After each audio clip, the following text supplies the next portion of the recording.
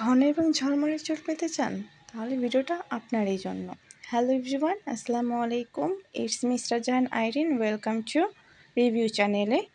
আজকে আমি ঘরোয়া একটি হেয়ার প্যাক করে দেখাবো আপনাদেরকে। প্রথমে আমি 1 চামচ মেথি নিয়েছি, সেটা সারা রাত আমি ভিজিয়ে রেখেছিলাম, এটাই আপনাদেরকে দেখাচ্ছিলাম।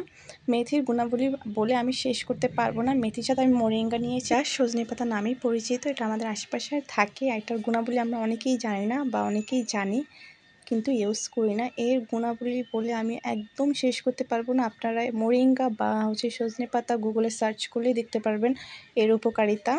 কমলার খোসা নিয়েছি, চুলের জন্য এটা খুবই ভালো এবং মাথার স্কাল্প খুবই ঠান্ডা রাখে, খুব ভালো একটা। আর পেঁয়াজ নিয়েছি, আমি পেঁয়াজ দিয়েছি একটা।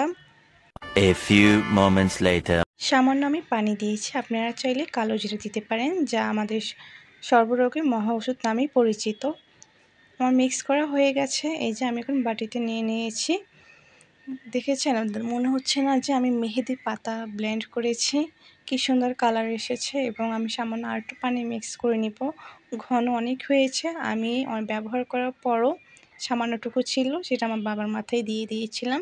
তাও আপনাদেরকে আমি শেয়ার করব, যেহেতু আমি আমার চুল বা আমি আমার ফেস রিভিল করছি না আর বোঝাতে পারবো না, কিন্তু আপনার একবার ব্যবহার করে দেখবেন, তারপর নিজেই বুঝতে পারবেন পার্থক্যটা।